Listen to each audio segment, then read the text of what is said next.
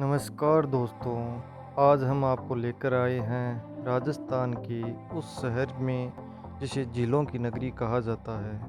लेकिन यहाँ सिर्फ पानी की शीतलता नहीं बल्कि मेवाड़ के वीरों के रक्त की गर्मी भी महसूस होती है। हम खड़े हैं उदयपुर के सिटी पैलेस के सामने। 450 सालों का इतिहास, पत्थरों पर उकेरी गई नक्काशी और एक ऐसा मंत्रालय जहां आज भी महाराणा प्रताप की असली तलवार और उनका अभेद कवच मौजूद है। तैयार हो जाइए, क्योंकि आज हम सिर्फ महल नहीं घूमेंगे बल्कि मेवाड़ के गौरवशाली इतिहास को जानेंगे। इस भव्य महल की नींव 1559 में महाराणा उदय सिंह द्वितीय ने रखी थी। यह महल एक दिन में नहीं बना बल्कि इसे पूरा होने में लगभग 400 साल लगे और 22 पीढ़ियों का योगदान रहा। पिछोला झील के किनारे पहाड़ी पर बना किसे अजय माना जाता है। मुख्य आकर्षण त्रिपोलिया गेट, यहाँ के 3 दरवाज़ों का महत्व है। मोर चौक, यहाँ कांच की बारीक कारीगरी से बने 3 मोर जो मेवाड़ की कला को दर्शाते हैं। शीश महल, जहाँ कांच के काम को देखकर आप दंग रह जाएंगे। अपनी आंखों के सामने जो ये कवच देख रहे हैं, ये कोई साधारण कवच नहीं है। ये हल्दी घाटी के शहर महाराणा प्रताप का असली सुरक्षा कवच है। इसका वजन लगभग 72 किलो से भी ज़्यादा बताया जाता है और वो तलवार जिसने इतिहास के पन्नों में मेवाड़ का नाम स्वर्ण अक्षरों में लिखा था। कहा जाता है कि महाराणा 2 तलवारें रखते थे, एक अपने लिए और एक निहत्थे दुश्मन के लिए। जब प्रताप ने कवच पहनकर और हाथ में अपनी भारी तलवार और भाला लेकर चेतक पर सवार होते थे तो दुश्मन की सेना के पैर उखड़ जाते थे। यहाँ रखे ये शस्त्र गवाह है कि उस प्रतिज्ञा के जिसमें महाराणा ने कहा था कि जब तक मेवाड़ आज़ाद नहीं होगा मैं घास की रोटी खाऊंगा लेकिन अकबर की गुलामी स्वीकार नहीं करूंगा। महल के अंदर जनाना महल और बाड़ी महल भी अपनी खूबसूरती के लिए मशहूर है। यहाँ के झरोकों से पिछोला झील का नज़ारा ऐसा लगता है मानो कोई पेंटिंग हो। रोचक बात तो ये है कि इस महल को भूल भुलैया की तरह बनाया गया था ताकि अगर दुश्मन अंदर घुस भी जाए तो वो उलझा रह जाए।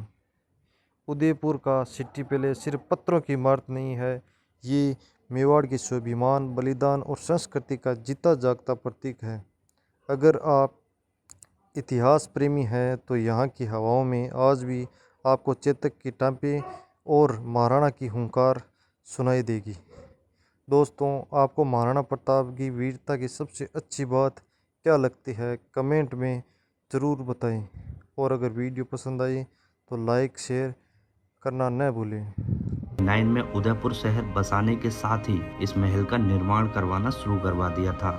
ऐसा कहा जाता है कि मुगलों से बार बार युद्ध की स्थिति बनने के कारण ही महाराणा उदय सिंह ने इस जगह पर सिटी पैलेस बनाने का फैसला लिया था। ऐसा इसलिए क्योंकि ये जगह काफी सुरक्षित मानी जाती थी, क्योंकि ये अरावली की ऊंची पहाड़ियां, जंगलों और पिछोला झील से घिरी हुई थी। यही नहीं बल्कि इस पैलेस को अंदर से बिल्कुल भूल भुलैया की तरह बनाया गया है और इसके अंदर जाकर कोई भी इंसान कंफ्यूज हो जाता है। शायद इन्हीं सब वजहों के कारण मेवाड़ की इस विरासत पर कभी भी कोई दुश्मन कब्जा नहीं कर सका। इस पैलेस के अंदर जाने के लिए अडल्ट का टिकट प्राइस 300 रुपए का है। 5 साल से ऊपर और 18 साल से कम के बच्चों के लिए टिकट प्राइस 100 रुपए का है और 5 साल से छोटे बच्चे इस पैलेस के अंदर फ्री में जा सकते हैं। इस पैलेस की टाइमिंग की अगर हम बात करें तो ये रोजाना सुबह 9:30 बजे से शाम 5:30 बजे तक खुला रहता है। चलिए आपको लेकर चलता हूँ उदयपुर के शानदार सिटी पैलेस के अंदर और इसके इतिहास से जुड़ी सारी जानकारियाँ आप लोगों के लिए देता हूँ।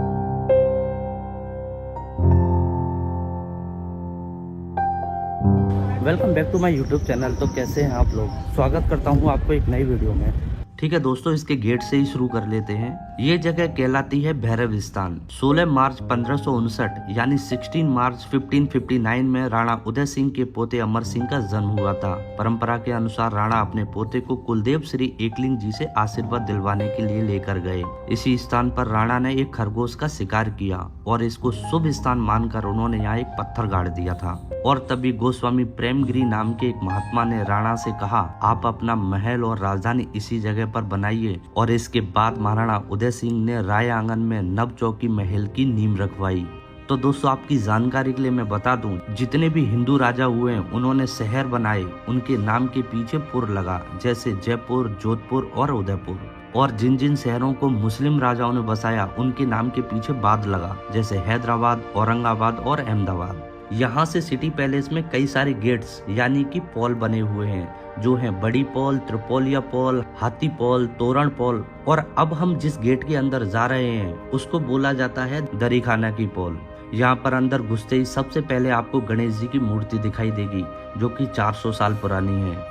आगे चलते ही आपको लक्ष्मी जी की मूर्ति देखने को मिलेगी, जो कि हाथी के ऊपर विराजमान है, जिसको बोला जाता है गज लक्ष्मी।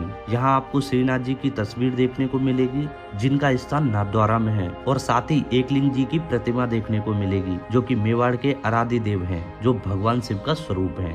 इस एरिया को राय आंगन बोलते हैं। यहाँ पहले राजाओं के राज तिलक हुआ करते थे। ये जो सामने आप देख रहे हैं, ये हल्दी घाटी एरिया बोलते हैं। 18 जून 1576 में एक लड़ाई हुई थी अकबर और महाराणा प्रताप के बीच। उस युद्ध के कुछ अवशेष रखे हुए हैं, मैं आपको दिखाता हूँ। ये हल्दी घाटी की मिट्टी रखी हुई है। मैं आ गया हूँ महाराणा प्रताप कक्ष, मतलब शस्त्रागार रखे हुए महाराणा प्रताप के। आइए आपको उस कमरे में लेके चलता हूँ जहाँ महाराणा प्रताप के ओरिजिनल हथियार रखे गए हैं। अब हम महाराणा प्रताप कक्ष के अंदर आ गए हैं और ये है उनका सुरक्षा कवच। इसी सुरक्षा कवच को पहनकर महाराणा प्रताप युद्ध के लिए जाया करते थे। ये लोहे का बनाया हुआ कवच है। इसे देखकर ही आपको पता लग रहा होगा कि ये कितना मजबूत होगा। इसी के बराबर वाले खाने में महाराणा प्रताप की तलवार और ढाल रखी गई हैं और उसके आगे वाले खाने में उनके तीर, कमान वगैरह रखे गए हैं। ऐसा बताया जाता है कि इन सब हथियारों का वजन कुल मिलाकर 35 किलो का है। आज भी यहाँ नवरात्रों में विधि विधान से पूजन होता है। जब महाराणा प्रताप युद्ध के लिए जाया करते थे तो दुश्मन के हाथियों को कंफ्यूज करने के लिए अपने घोड़े चेतक को हाथी के बच्चे जैसा दिखने वाला कवच पहना देते थे। जब दुश्मन का हाथी उसे देखता था तो उसे ये अपने बच्चे जैसा लगता था और वो इस पर अटैक नहीं करता था।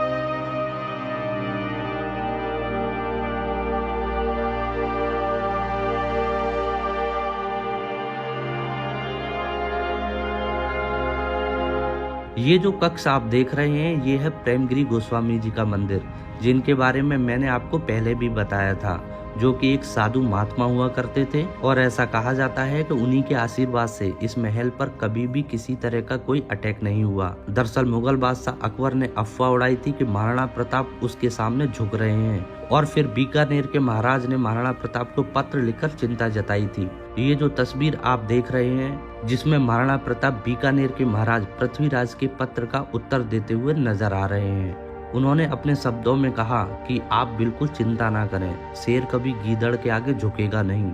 ये जो सामने वाली आप तस्वीर देख रहे हैं, हल्दी घाटी के युद्ध में महाराणा प्रताप ने अकबर को जब परास्त किया था, तब उनकी प्रजा ने कुछ इस तरीके से खुशियां मनाई थी। ये संगमरमर के सिंगल स्टोन से बना हुआ ये कुंड आप देख रहे हैं, ये उस जमाने का कोई बाथटब नहीं है, बल्कि इसको बोला जाता है लक्खू कुंड। दरअसल जब भी कोई नए महाराणा बनते थे तो उनके राज तिलक के बाद इस कुंड में 1 लाख चांदी के सिक्के भर दिए जाते थे। लक्खू का मतलब होता है लाख, इसलिए इसको बोला जाता है लक्खू कुंड। 1 लाख सिक्कों में से 25,000 सिक्के यहीं चौक पर उछाल दिए जाते थे, जिनको आम जनता लूट लिया करती थी। बाकी के 75,000 सिक्के दान पुण्य के काम में इस्तेमाल में लाए जाते थे। इस लक्खू कुंड को आखिरी बार 1930 में इस्तेमाल में लाया गया था और उसके बाद कभी भी यूज में नहीं लिया गया। उस जमाने में पोस्टमैन वगैरह तो होते नहीं थे। उस समय पिंजरों में कबूतर हुआ करते थे, जो कि पोस्टमैन का काम किया करते थे। ये सारे पिंजरे उसी वक्त के हैं। ये सब ब्रास यानी कि पीतल के बने हुए हैं। यहाँ सारी दीवार मार्बल की बनी हुई है और ये सारा मार्बल मकराना नाम की जगह से लाया गया था। आपकी जानकारी के लिए बता देता हूँ कि आगरा के ताजमहल को बनाने के लिए जो मार्बल यूज किया गया है, वो भी मकराना का ही था। अभी हम इस पैलेस की चौथी मंजिल पर आ गए हैं। यहाँ पर आप देखेंगे काफी बड़े बड़े पेड़ लगे हुए हैं, जबकि यहाँ पर थोड़ी सी भी मिट्टी नहीं डाली गई है। यहाँ 104 पिलर बनाए गए हैं, सिंगल स्टोन के हैं और इसको बोला जाता है बाड़ी महल। तो सवाल ये उठता है कि चौथी मंजिल पर बिना मिट्टी के ये पेड़ यहाँ पर कैसे मौजूद हैं? तो मैं आपको बता देता हूँ, ये पूरा एरिया आप देख रहे हैं, ये हिल यानी पहाड़ी की चोटी है, यानी कि अभी हम इसके टॉप पर खड़े हुए हैं। इन सभी पेड़ों की जड़ें इस पहाड़ी के अंदर गई हुई हैं, जो यहाँ पूरे हिस्से के नीचे कोई भी कमरा नहीं बना हुआ है। और ये देखिए, यहीं इस पहाड़ी पर राजाओं के नहाने के लिए स्विमिंग पूल भी बनाया गया था। तो आर्किटेक्ट का कमाल देखिए, पहाड़ी को भी बचा लिया, स्विमिंग पूल भी बना दिया और गार्डन भी बना दिया। ये जो फाउंटेन आप देख रहे हैं, ये अभी लगाया गया है, ये पहले नहीं हुआ करता था। तो यहाँ इसी जगह पर राजा और रानी एक दूसरे पर रंग डालकर होली खेला करते थे। ये एक तरह का उनका एंटरटेनमेंट एरिया हुआ करता था। उन दिनों एक अंग्रेज हुआ करता था जिसका नाम था जॉर्ज पंचम, जो कि उस वक्त इंग्लैंड का राजा हुआ करता था।